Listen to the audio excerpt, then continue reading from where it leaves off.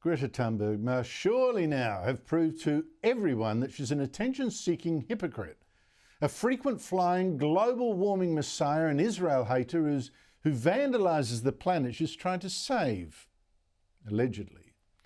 Her latest stunt, along with other green extremists, is to turn Venice's Grand Canal green with a dye on the weekend, no doubt wrecking the memories of a lot of tourists there. She's now been thrown out of the city. I mean, who knows what she was trying to prove, and really, who cares? What's more important, I think, is how she now goes about this attention-seeking of hers. And it's not by argument, trying to convince you of a different way of seeing things. It's just by making a damn nuisance of herself, having a tantrum, toys out of the cot. But there's another point here. Thunberg used to be so pure, oh, no emissions, that she sailed to America in a yacht rather than use fossil fuels in a jet. But now she must have one of the biggest carbon footprints on the planet, because I've been tracking her recent travels. Just this year alone, she has visited Algeria and also Tunisia in North Africa. She has been to Barcelona in Spain, nice place, and to Sicily in Italy, even nicer. She has gone to Israel, where she was thrown out on her ear, and she has dropped in on Greece and on France. Lucky them, before going home to Sweden. She's also caused trouble in Denmark and even more trouble in Norway. More trouble is the frequent flying flea of climate fear. Joining me is Rowan Dean, Editor-in-Chief of The Spectator Australia, host of Outsiders every Sunday at 9 a.m, and host of his own show on Fridays at 7 p.m. Rowan, what kind of mind do you think thinks that the way to persuade people that the planet is in trouble is to go to Venice and dye the Grand Canal green? Well, someone who isn't educated, someone who didn't go to school, and yes, that's Greta Thunberg. She dropped out at a young age, and I don't think she's returned to any kind of studies. You mentioned she may well have one of the largest footprints, carbon footprints. I don't know whether she does or she doesn't, but she certainly, I'm sure she's up there. But I tell you who has the lowest carbon footprints of pretty much anyone on the planet per capita, and that would be the people of Venice. And the reason they have such a low carbon footprint, Andrew, is first off, there are no cars in Venice, not a single car. Everyone walks around the streets of Venice or goes on a boat on the canals. And those boats get pushed by poles, which also don't have any carbon. There's a couple of motor launches, that's true, but they're exclusively for James Bond and film stars. There's a couple of ferries that go up and down the Grand Canal. The local delicacy in Venice is sea bass. Sea bass is not, meat-intensive carbon farming.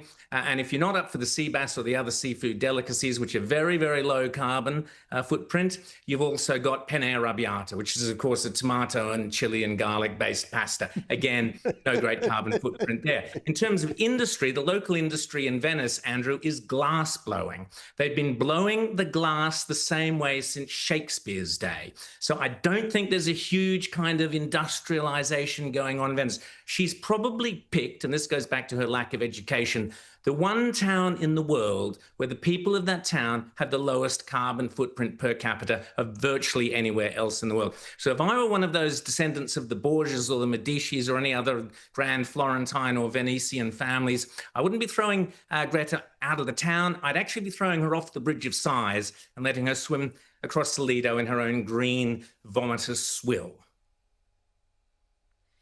Well, at the risk of, to avoid us being fact-checked, the glass blowers of Murano actually use gas. I've seen them use gas. But I think that's about the only thing. Maybe a few cars on the Lido. But I think you make an excellent point. I mean, what did the poor people of Venice do to deserve her? And I feel sorry for all those people that were going to do their once-in-a-lifetime pose. Here I am in Venice and the canal's turned green. Seriously, Rowan. But Rowan, to more serious topics, the United States has now horrified the ABC and the left generally by telling all its embassies, including the one in Canberra, to go look at the data on migrant crime, which is actually data the governments here mostly refuse to collect. I mean, it's too sensitive. America's State Department has even said, we just want to warn our friends that if you import a rapid number of individuals of any background, particularly of a culture that's radically different from Australia's, no names given, without any sort of mechanism for diffusing the impact, like, instead of having multiculturalism, that can lead to political unrest, that can lead to economic instability. Now, all this has been called by the Sydney Morning Herald an intervention into our domestic affairs. And ABC presenter Sally Sara this morning, I had to laugh, even wondered if America's information collecting should be stopped. Here she is. Should the United States be allowed to gather data on migrants in Australia? Should the United States be allowed to gather this information, Rowan? I mean, what's the panic here? Well, it's interesting, isn't it?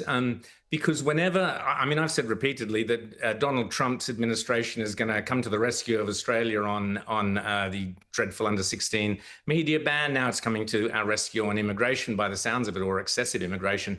The point here is, Andrew, that every time there's like a digital ID discussion or an identity card, or the World Economic Forum start talking about some kind of surveillance model or everybody doing whatever, the argument is always, well, if you've done nothing wrong, what's the problem? What's the problem with us surveying? What's the problem with us keeping data on you? What's the problem with us following you and tracking you if you're doing nothing wrong? And the same never applies in reverse. So I would say to the Sydney Morning Herald and the ABC, let's see all the data on immigrants in Australia, because if they've done nothing wrong, then that will be shown by the data. And if there's higher or lower levels of crime or whatever it might be, anything you care to name, let the data fall where the data falls. The only reason for not looking at data is because of what you're afraid to find. So I would say to, if what the Sydney Morning Herald and the ABC are suggesting is that we obscure and hide data,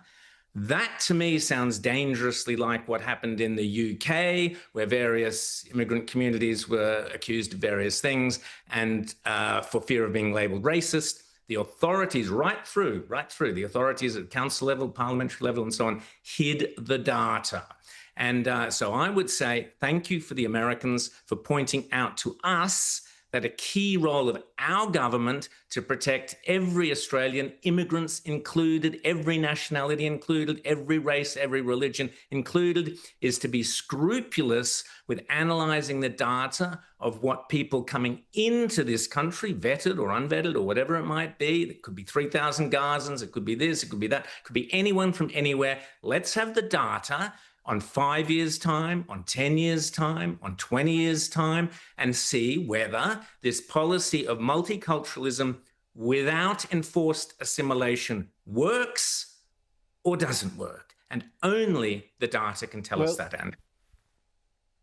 Well, in Australia, we have avoided collecting this data.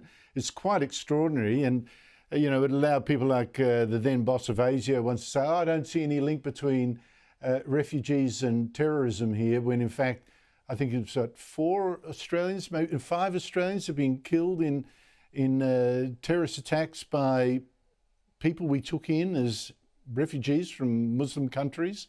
But the US was looking for the kind of information that Denmark does collect.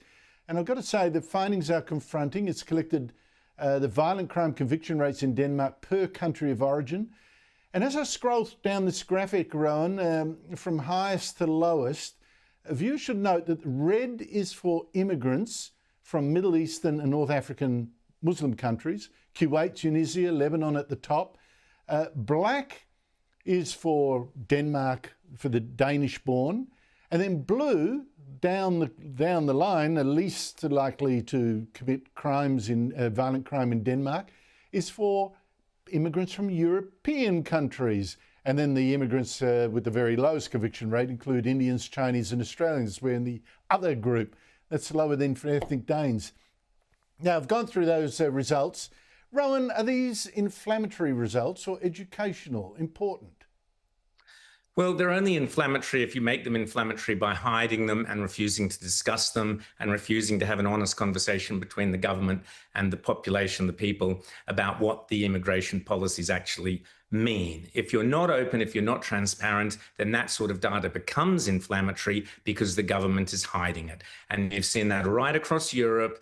It's the classic left-wing thing. We're going to do something, but we're going to hide it and obscure it and not let people know what the awful results of what our left-wing decisions are. The Australian people deserve the same honesty that the Danish government is giving, and let the data fall where the data falls, and let people see the results and then form policy based on that. We're always told, follow the science, listen to the science, this, that, and the other. So let's have the science on immigration, and let's have it given to us honestly, as well as the modelling of what our current policies will mean for the future demographics of this country. This government's so keen on modelling. Let's have the modelling of the financial impacts, the work impacts, the housing impacts, the social cohesion impacts of the government's current immigration policies. Well, I have to say that Britain's Labor government has now promised to do similar releases of data this year. I believe it when I see it, but that's what they've promised. Rowan Dean, thank you so much indeed for your time.